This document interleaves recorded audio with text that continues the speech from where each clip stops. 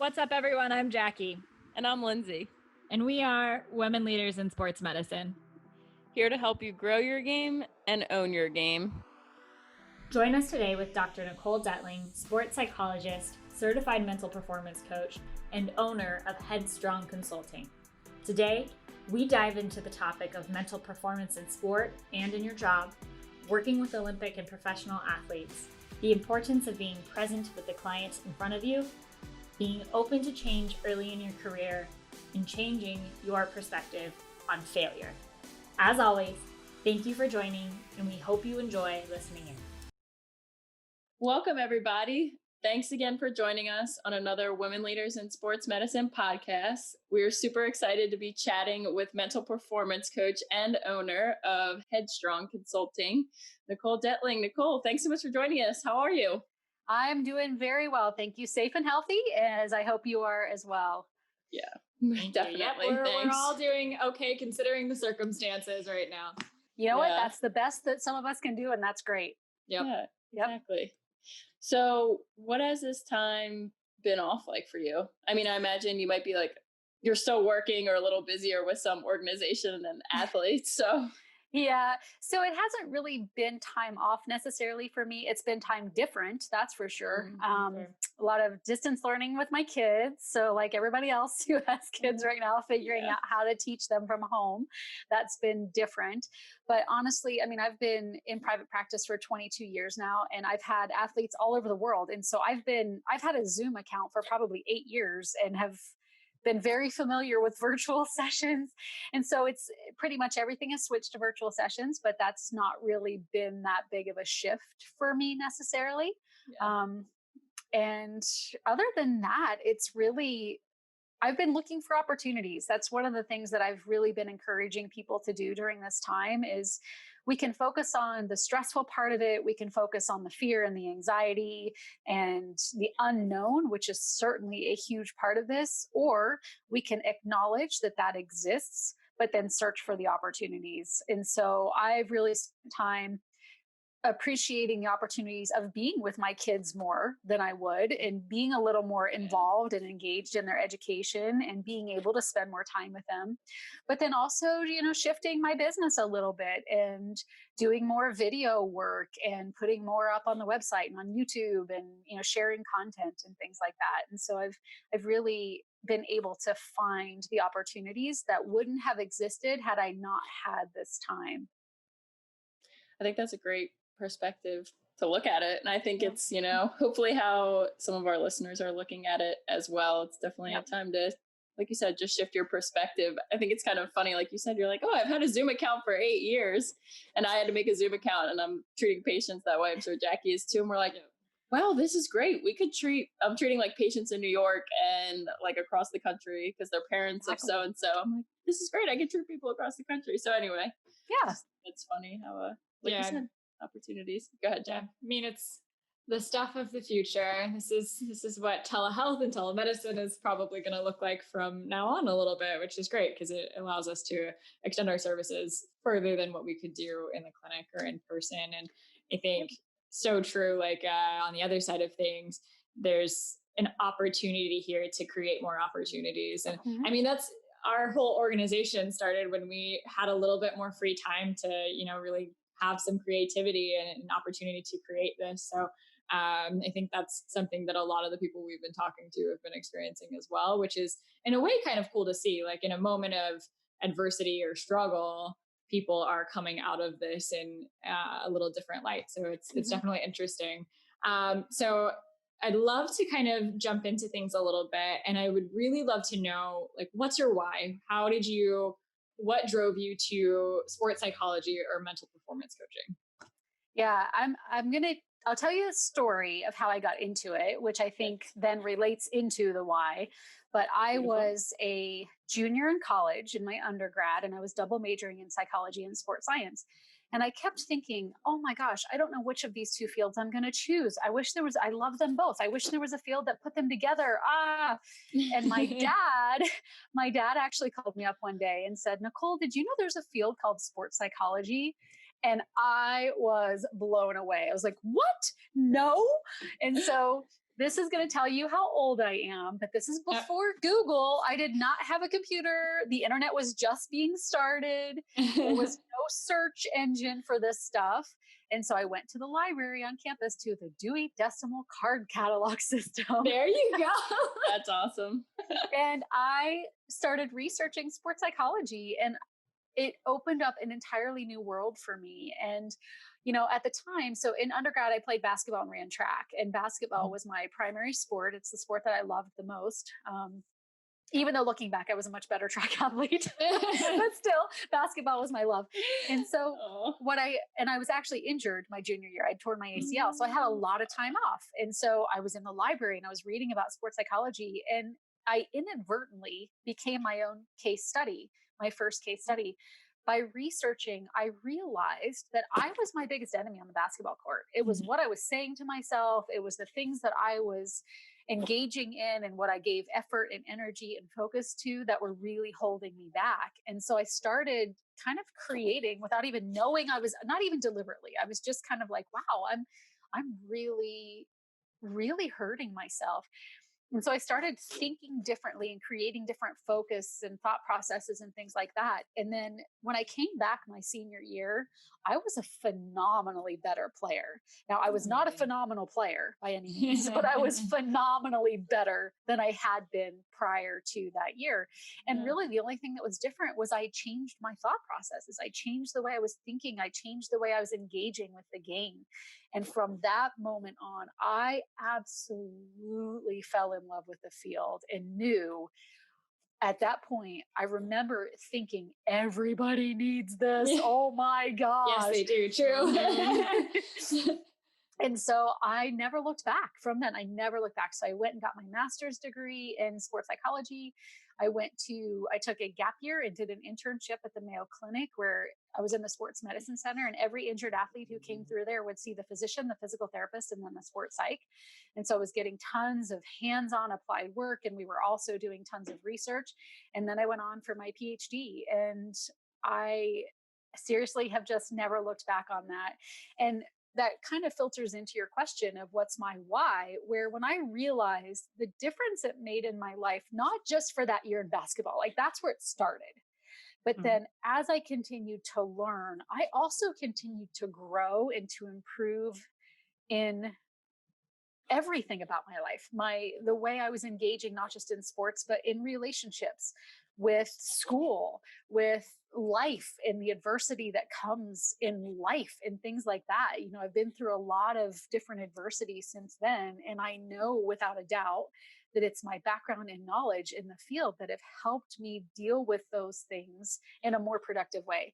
Never a perfect way. It's not like I have all the answers, but I know that I'm dealing with those things better because of the background that I have and the knowledge and research that I've done.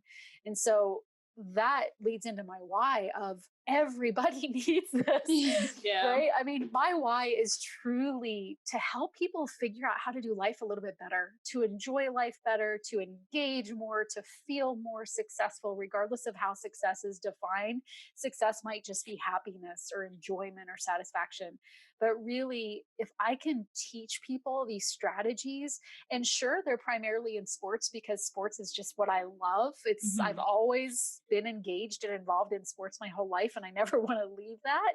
But I've also worked with businesses, and I've worked with physicians, and I've worked with people all across the spectrum and doing so many different things in performance, and just helping them figure out how to do it a little bit better is my why. It keeps me going. It keeps me engaged. It gets me out of bed in the morning. I don't have to go to work. I get to go to work. And I recognize that's very special, excuse me. And that not everybody gets to do that. And I feel very blessed that I do get to do that, but I truly feel I get to go to work today. And that's pretty cool. Yeah. I mean, finding your life's passion pretty early, and not only like applying your life's passion so early in life and really resonating with that with yourself is probably, you know, making you relate to your athletes a lot more. But I love how you got into that the skills as a mental performance coach that you give these athletes, they don't just apply to the athlete themselves. There's so many things we can learn from what you guys as sports psychologists, mental performance coaches can apply further out. And that's why we're so excited to be able to chat with you and bring on sports psychologists in this group because we're dealing with these young women who are nervous in performing, right? And trying to get to that next step as a woman working in sports medicine. And the skills you learn from a sports psychologist is so powerful. So I definitely resonate with your why in that sense of wanting to take, a concept and realizing you can just explode it to everybody else in the world. So I love that. Yeah. And honestly, I always talk about how everything we do every day is a performance, whether it's in sport or it's at your job or as a spouse or a parent or driving to work, which maybe we're not doing so much right now, but right. We perform all the time. And the things the principles that I teach and the skills and strategies that I teach are really performance enhancement based. And so if we can enhance our performance, regardless of how we define performance in our lives, then we're just doing things better. We feel better. We're happier. Life feels more wonderful, and we're more, we can ward off some of those mental health issues that may come up if we weren't able to do some of those things at the forefront. Definitely. I'm a huge proponent for any kind of psychology. I kind of joke with a couple of my colleagues, like we go to our primary healthcare physician every year for a physical checkup. Like, why aren't we going to a psychologist once a year for like a little mental checkup, or a physical therapist once a year for like a movement checkup? But anyway, that's a whole nother tangent we can go on to. But I really appreciate you sharing, your why, and it's obvious you're very passionate about it. So we appreciate that. That's awesome. Like, I'm passionate because it works. I mean, that's the thing. Like, it totally works. I used to, so I'm a recovering academic is what I like to say, because I was a professor for 9 years. But I used to tell my students all the time, I mean, my shit works, guys. Like, this works. And, it started with me, right? It started with me just trying some things on myself and then seeing the results of that. And it can be so beneficial. Yeah, that's amazing. And you've touched on this a little bit, but let's dive in a little deeper. Can you, for our listeners, just explain a little more about your journey and some unique opportunities you had along the way in this field? Sure. You mean other than the education stuff I just talked about? Absolutely. Yeah. So, my journey is similar to what a lot of people talk about in terms of you get your first job because of who you know, and you get your subsequent jobs because of what you do in your first job. Right. So I actually started my business right after I finished my master's degree. And then I had that business, transferred it with me basically to the internship and then to even through my PhD program. And so, each one of those were in different locations. So, I started my business in upstate New York where I got my master's degree, and then I moved to Minnesota and took it there. And then I moved to Utah, right? And took it there. Gosh. Yeah. Good for you. Yeah. And so in each one of those places, the first, client or team or whatever you want to call it that I got was from someone sending them to me. It was from somebody that I knew. It was, and actually now that I think about it, oh no, not my very first one. Never mind. Sorry about that. But for most of them, it was my mentor and the person that I had been working with who said, "Hey, I'm kind of busy. I don't really have time. Can I refer somebody to you?" I'm like, "Heck yeah, right, of course."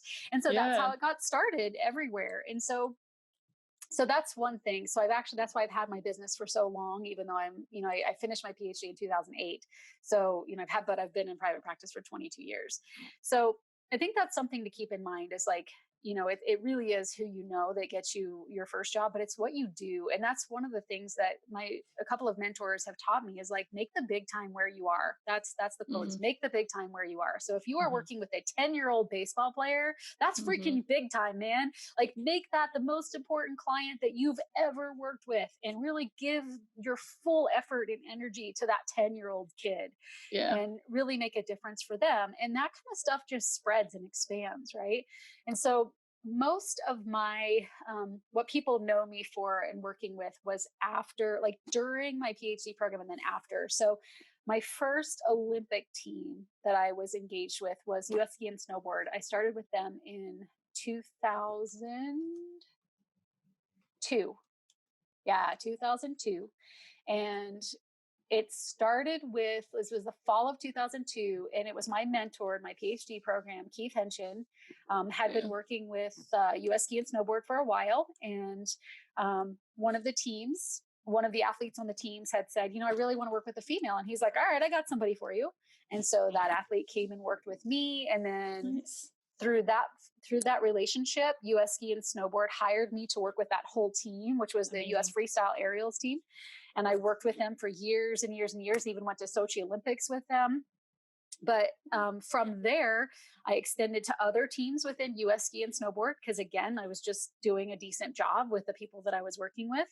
And then my next Olympic team, my next NGB, was US Speed Skating. And what happened with US Speed Skating again was they were looking for somebody. They're also based in Utah, so that local base was helpful. Yeah, that's nice. Mm-hmm. Yeah, that's important to know. A lot of teams do want somebody local. Not all, but most. Yes. Yeah. Yeah. So anyway, US Speed Skating was looking for somebody, and they called US Ski and Snowboard. They called Keith Henshin. They called a few different people, and I know my name was the only one that had come up from all of those sources.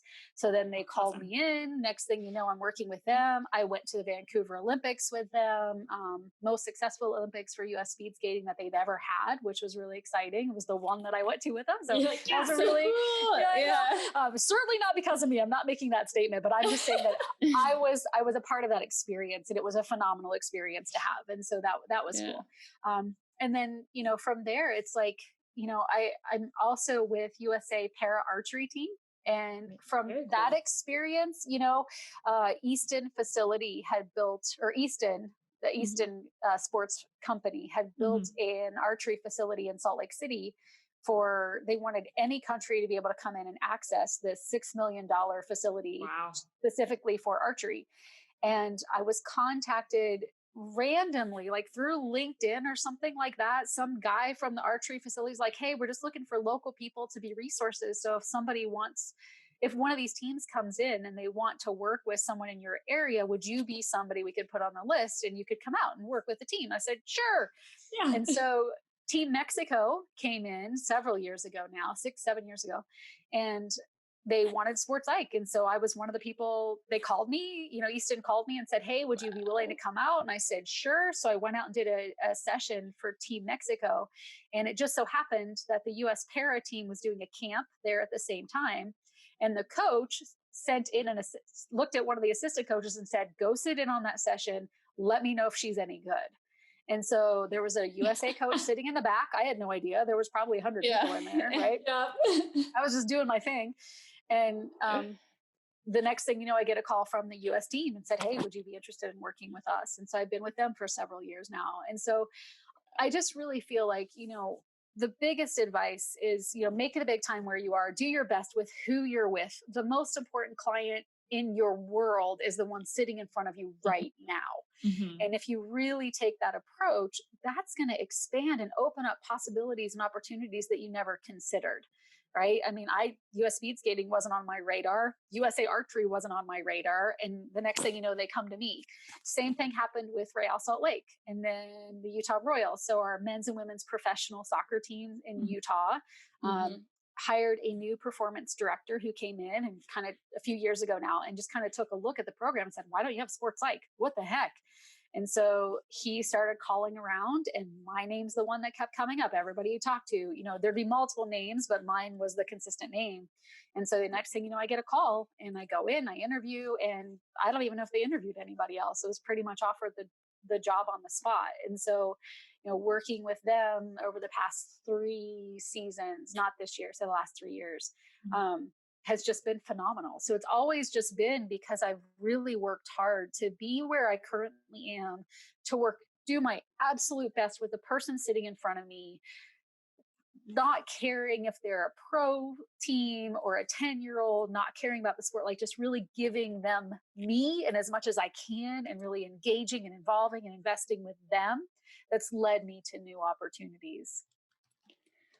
That's amazing. I love that you tied in a really important factor that I think gets lost along the journey sometimes when you have this big shiny goal of whatever it may be, not even like working professional sports. Let's say it's like starting your own business. You can never forget the person in front of you is the most important person you're treating or working with, etc.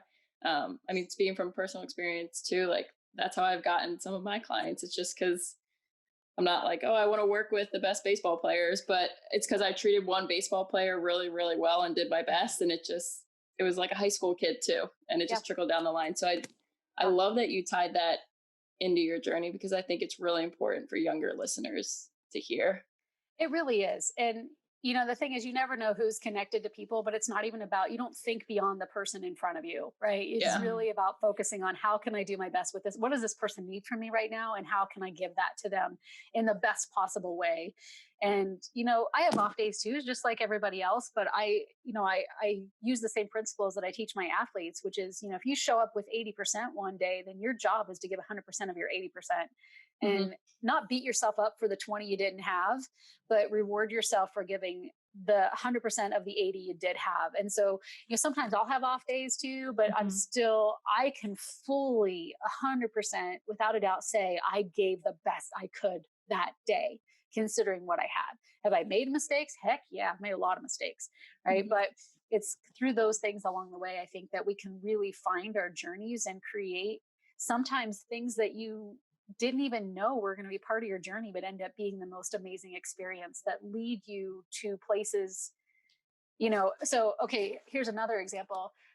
I had a dream job for 6 years that I'm no longer there, but it was the University of Utah athletic program. And I call it my dream job because it was never anything I dreamed of. I never thought I wanted to work in college sports. I was a college athlete. I know what that's like, right? I didn't want to work in college sports. I wanted to work with pros and Olympians, and I was doing that. And then all of a sudden I had the opportunity and I thought, well, I've got some time. Sure. Why not? And so I started a little bit with one team, and then I started a little bit with another team. And then the next thing you know, they hired me in a more, in a 3/4 time position. And I was working with every single team on campus. And so I had like 20 teams I was working with in various capacities. And what's funny about it and why it became my dream job is because I never thought that's what I wanted. And it ended up being one of the most phenomenal experiences. I absolutely loved it. It was difficult and it was challenging. And there were so many, things about it that I don't miss now that I'm not there. Yeah. But I mean, at the time I knew, I was like, man, I never knew I really loved it. I never knew I wanted this. And this ended up being one of the most amazing experiences of my life. And so sometimes like we have these ideas and plans of where we want to go and how we're going to get there. And we get an opportunity that comes along that's like, you know what? Sure. Let's just give it a shot. And it ends up being a dream you never knew you had. And that's the experience I had with University of Utah Athletics. And I'm so grateful to have had that. Yeah, I think there's so many great things learning from you right now. One is like, you are clearly so passionate about what you do. And I know we've said that already a little bit, but I think that more like tying it back into your journey, you can have someone who's the smartest person in the room, but if I'm looking at them and I can tell that they're not giving 100% of even their 80%, or they like are starting to burn out a little bit, and I can see that's less motivated for me to want to bring you in on my team. I want people who are athletes themselves that are excited and ready to go and to perform and work and grow with me. So I think that's a huge component is, kind of trying not to lose sight of that passion early on in your career, but also your openness to doing things that you didn't expect you would do. I think a lot of people coming into professional sports or sports medicine or whatever, they come in with their eyes on the prize, and there's nothing wrong with that.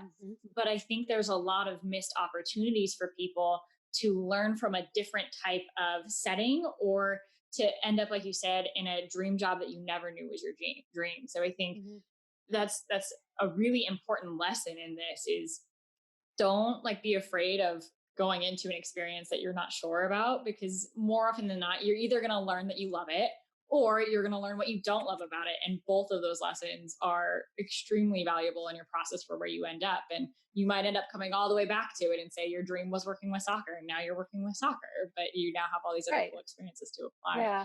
I think that what you just said is an important point too, is people walk in with their eyes on the prize. And I will tell you, I did that too. When I was in my master's program, I wanted to work with Olympic and professional athletes. That's what I wanted. And I hear a lot of students now saying that, and I totally get it. And I'm not going to tell them to not want that dream, but to recognize that it's usually not a very direct path to get there. And if you do veer off the path a little bit, it doesn't mean you're not going to get there. But like you just said, learning from that experience and recognizing, giving yourself the opportunity to have this learning experience that, again, may turn into something that you love that you never knew you would have loved. Totally. Yeah. Kind of going off of that a little bit. I don't want to send us down a huge tangent, but I'm sure listeners are thinking now, like, okay, like, so how do I make sure I'm maybe like reflecting enough or being open enough to circumstances as they present themselves, that I'm just not in this like tunnel vision mindset? Yeah. And I think that's a good question. It's a very easy question, but I'm not sure it's an easy or simple answer. Yeah. Because most definitely. Right. That would sound like, that's actually probably like someone coming to me and being like, my back hurts. What should I do for it? And I'm like, oh, all right, let's set up a Zoom call. Yeah.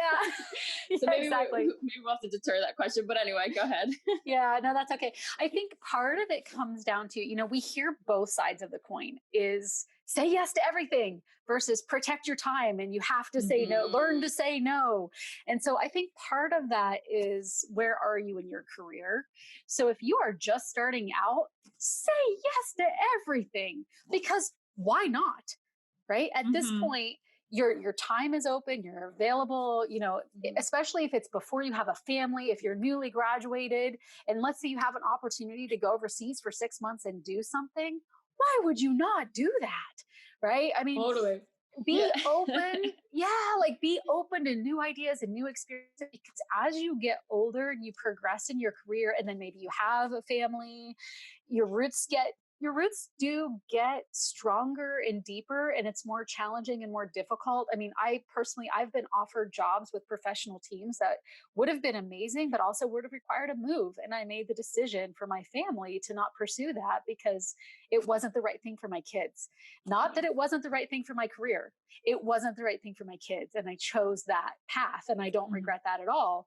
But had that opportunity presented itself earlier in my career, I would have said yes. Right. So I think if you're early in your career, say yes to everything, because you have ideas of what you want to do. And you have your eyes on the prize, and that's great, but you don't know the path that it's going to take to get there.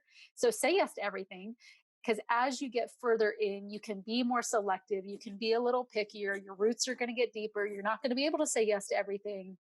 And there will come a point in time when you do have to be a little bit more protective and say no to some things as well. And I think there's no clear cut line that I can tell you of when to start doing that, other than be self-aware of how spread thin you are, of what you're capable of doing, of what feels right to you, and make sure that you're still taking care of yourself as much as possible as well. Because if we're not taking care of ourselves, we certainly can't do much for other people.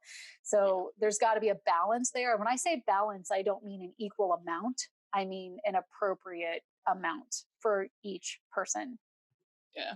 I don't know that really answers your question. No, it does. It definitely does. Like, I think you touched on a lot of important aspects, but at the end of the day, like sitting down with yourself and seeing where you are right now and like what you're capable of doing, and making sure you're taking care of yourself, and thinking of other trade-offs you might have to consider as maybe you settle down more, you get older, whatever you want to call it. So no, I think you definitely did. Thanks. Yeah. And I think that also just keeps you open for maybe finding a dream job that you never knew was your dream. Yeah. Because I've also known people who had that, eyes on the prize, and I want to work with this population, and then they work their butts off and they spend years and they get there and they hate it. And then what do? Because they don't have any other experiences to draw from or what else to pursue. And then they, they're just really bummed out and trying to figure out what to do with their lives. And it's not what they thought it was going to be. And that's really hard.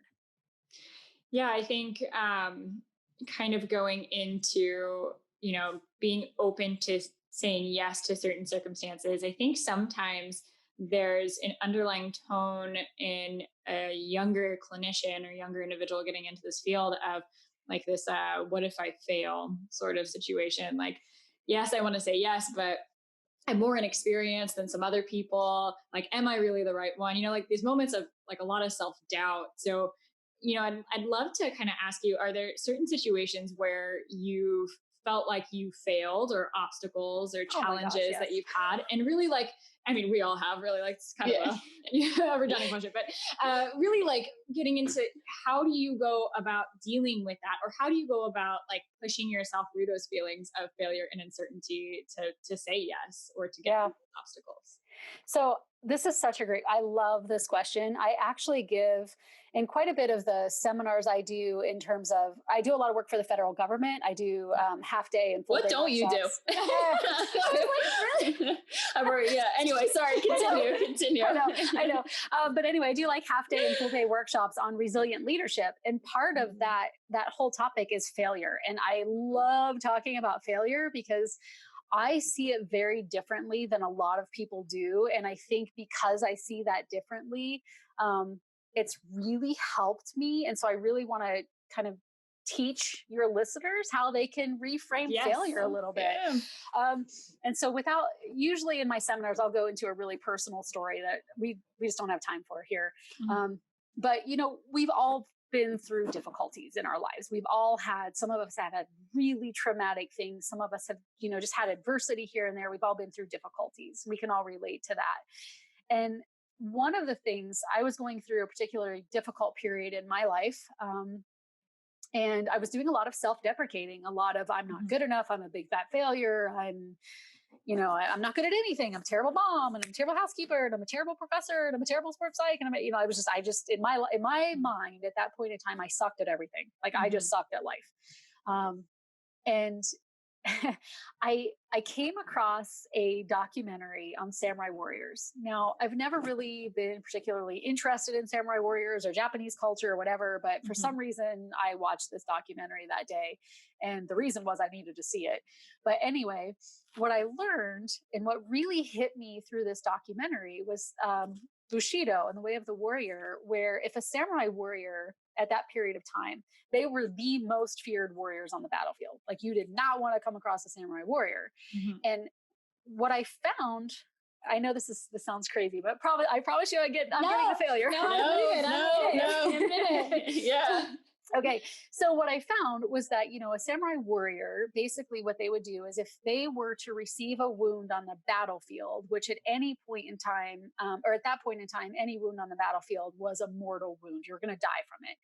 The culture at that point in time, it was more honorable for a samurai warrior to die on his own sword than on the sword from the sword of an enemy.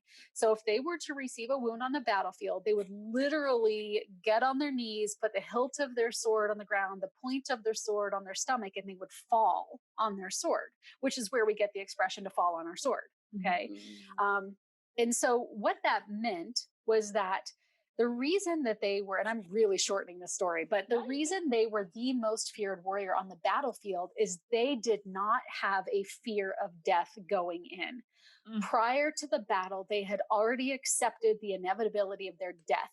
So knowing that they were going to die, they would just go in like crazy, taking out as many guys as they could along the way, right? Taking out as many enemies as they could along the way. There was no fear of death. There was no fear of failure. Well, what that meant to me at that point in my life, and the way I've carried it with me since then, which was 10 years ago now, actually, and what I've been teaching people from then is if we are truly honest with ourselves, we fail at something every single day. So some of you listening to this podcast probably hit snooze on your alarm this morning. Great job. You failed before you even got out of bed. Right? I did that. Yeah. Right? Yeah. So if we're truly honest, we fail at something every single day.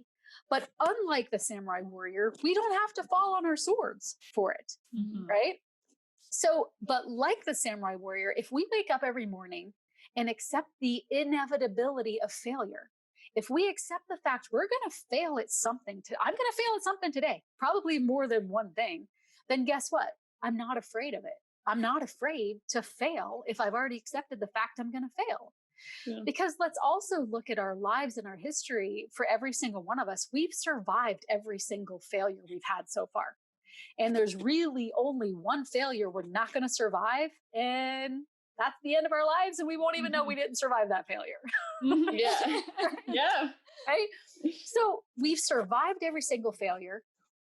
We're probably going to survive. Odds are in our favor. We're going to survive the next one that comes our way. Some are big failures. Some are small. So hitting snooze, maybe it's not that big of a deal, but maybe it is a big deal if it made you late for your interview and you don't get the job you wanted. Right. Mm-hmm. Or maybe you have that big failure where you gave somebody. So in my world, it'd be like giving somebody a strategy that absolutely did not work. And maybe they don't come back and I don't get another opportunity. Right. Like and so what I'll challenge people to do is really think about what is that one failure that you are really afraid of? And so for each of you right now, you don't have to say it out loud, but like, what's the one thing you're really afraid of? What's that failure that you fear? And for a lot of people, or something that people can relate to is like losing their job, right? So that's something I think most people at some point be like, wow, I really don't want to lose my job, especially during this time, right? Am I going to lose my job? Am I going to have a paycheck? Am I going to feed my family? And what our minds tend to do is like, we'll take that ultimate failure. So let's say it's losing your job, and our brains subconsciously, usually not consciously, will take it so far as I'm going to be living under a bridge and I'm not going to have anything to eat. I'm not going to, right? Like we take it really far, but let's look at the reality. If you lost your job, it would suck. I'm going to give that to you. I am not going to try to pretend that that would not be a really bad situation for you. But what would you do if you lost your job? Go out and find another one. Exactly. Exactly. You would go find another job, right? Yep. Would it be hard? You bet. Would it suck? You bet. Could it be a miserable journey? Sure. Right? Could you struggle for a little bit? Yep. But you'd find another job. You'd figure it out.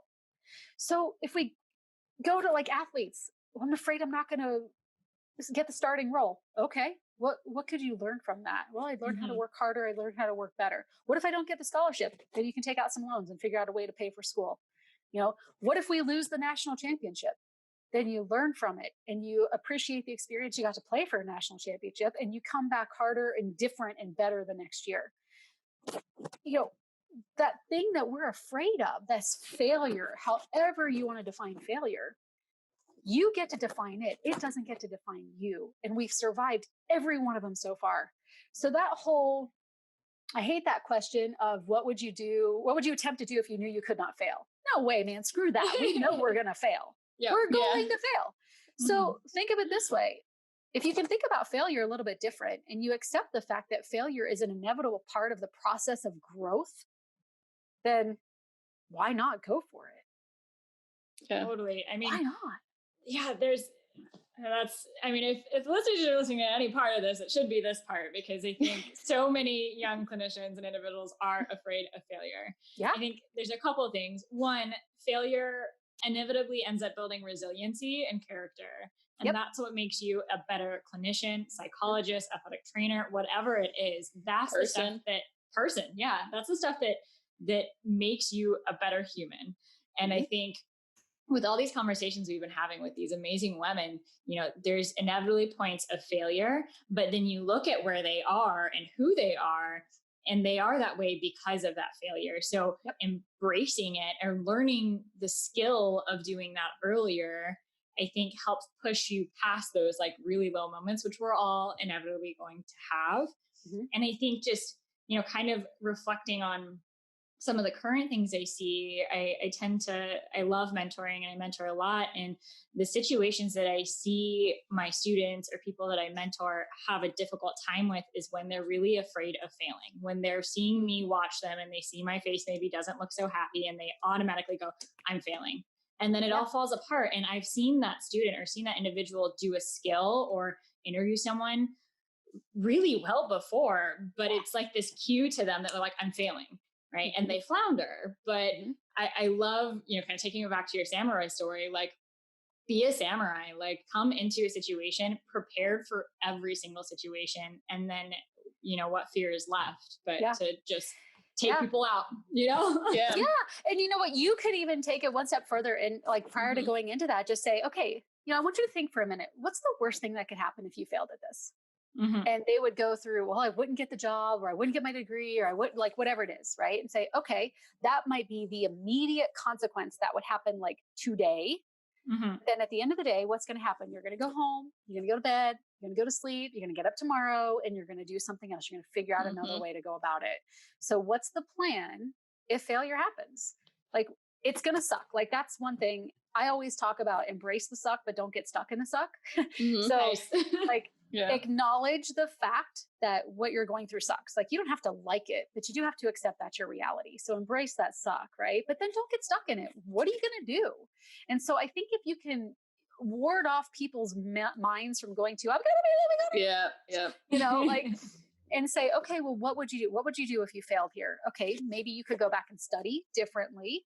Now you're going to know what you need to study. You sign up to come and take the exam again, or you go back and take that class, or you, like, okay, maybe it's not the journey you thought it would be, but what can you learn from it? And how can you improve and get better and grow? And at the end of the day, like, you're totally right on that. Failure builds resiliency. Without failure, we don't need resiliency. So what is resiliency without failure?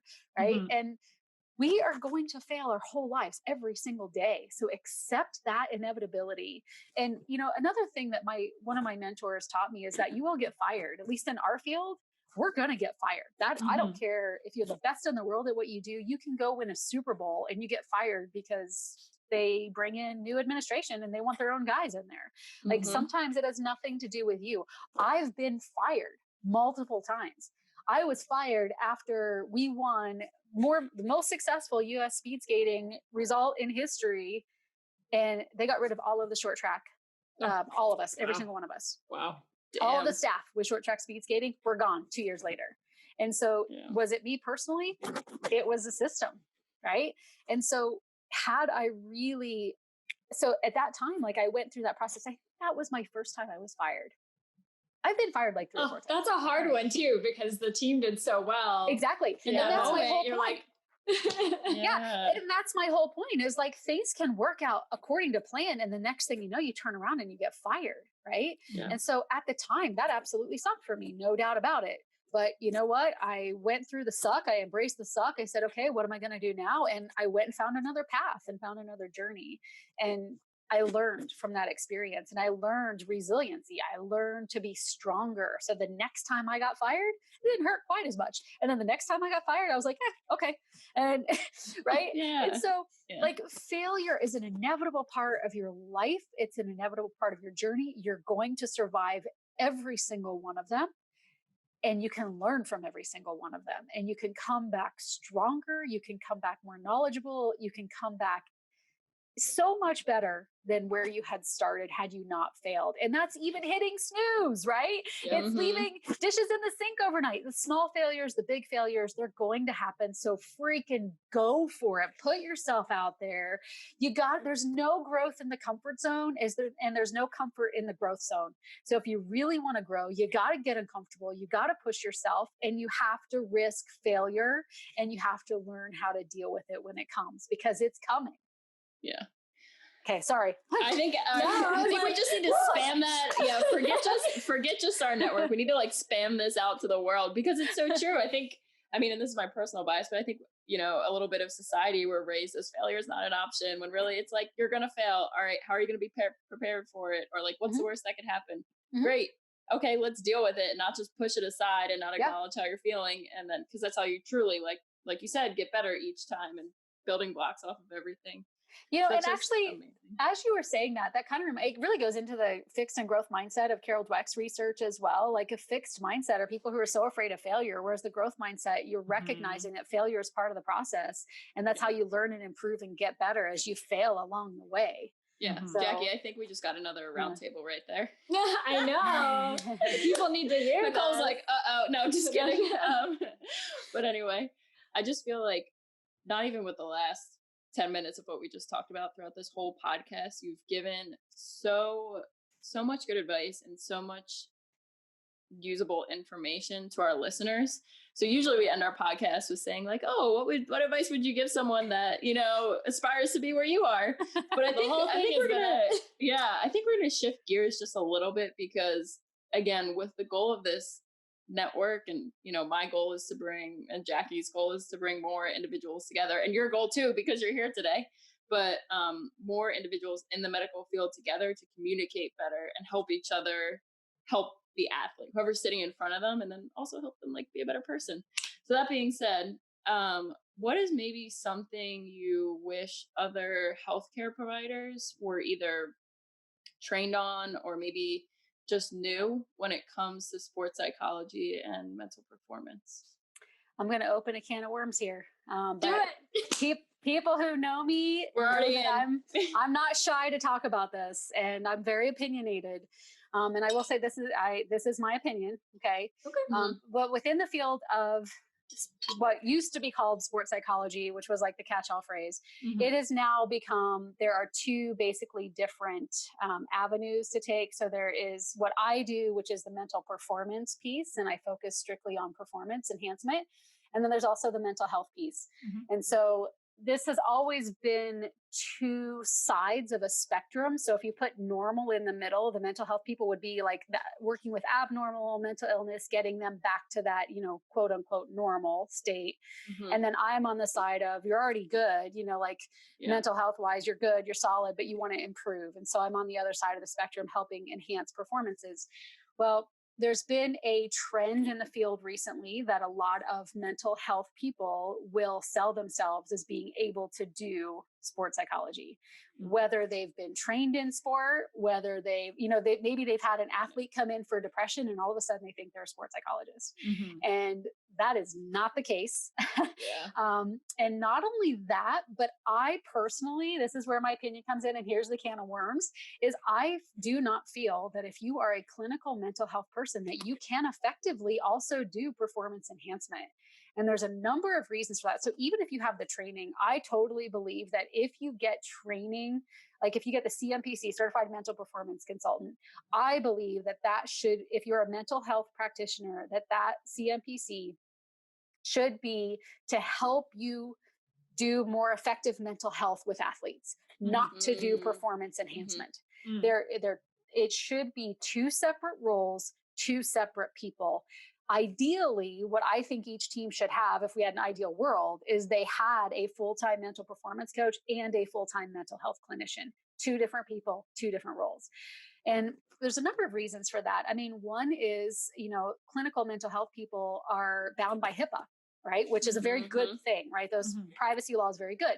However, in my world, I am a coach.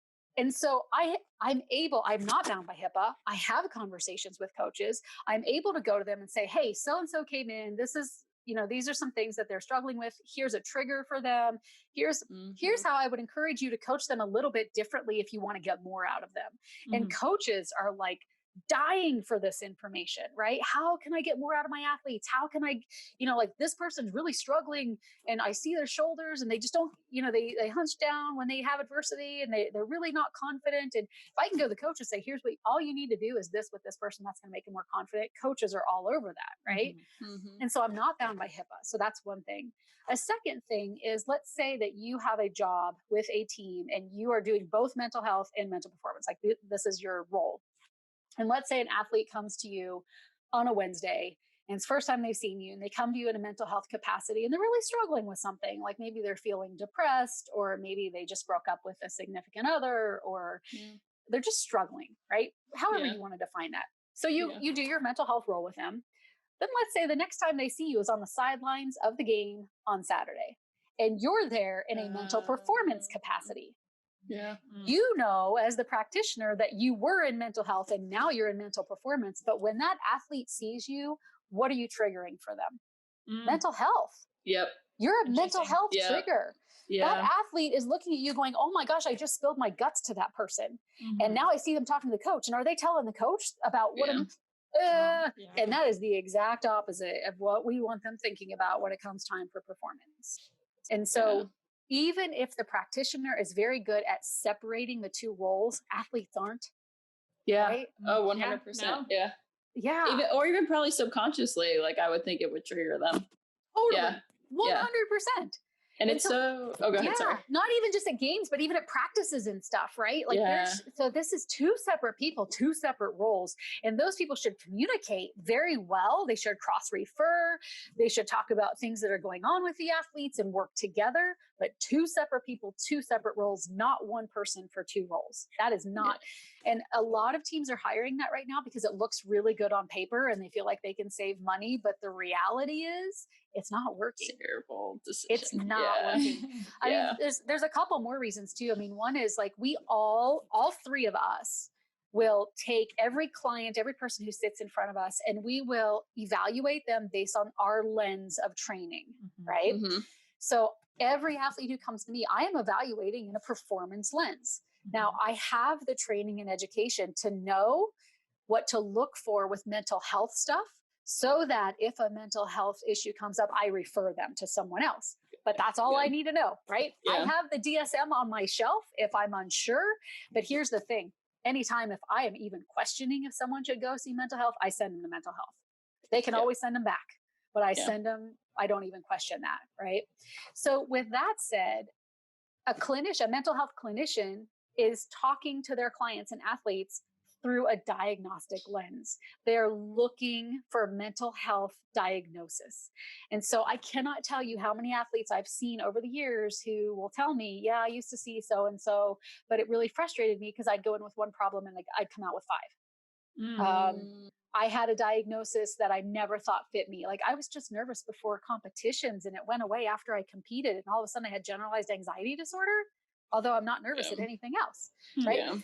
And that's not the mental health person's fault. Like that's their training. They're going, right? So if an athlete is sitting in front of them and they're not there for mental health, yet that person is seeing through that mental health lens, they're more likely to overdiagnose.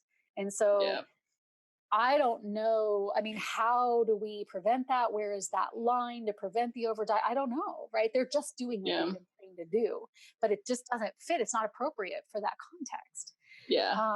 And then I think this is not to interrupt you, but I think this is totally applicable to other fields too. Yes. That's like all I'm thinking about right now. I know. I'm like, I can't tell you how many people that come in my door. Physical therapist, athletic trainer, right? Yeah. Or even I love my doctors. I love my orthopedists. Yeah. But my patients that walk in the door and they're like, oh, my pain's from my L5 disc. And I'm like, no, it's not. How do you know that? But anyway, it's like you said, it's just what they're trained to do. Yeah, right. And if you go to the right person for the right thing, fantastic. But if you go to the wrong person for something, you're creating a whole other monster. Exactly. Yeah. And I mean, a couple more things on that too is like the sport world, as you two probably know, is very different. And so it is its own beast, its own animal, particularly the higher you go within the levels of sport, the more different it is. And so a lot of mental health practitioners think that it's just psychology applied to sport. And that is so wrong. It is so wrong. It is not psychology applied to sport. It is a completely different world. And so being able to understand the kinesiological end, the motor behavior end, the motor learning, neuroscience, all that kind of stuff that I was trained in as a mental performance role. I mean, my PhD is technically in exercise and sport science with an emphasis in sports psych.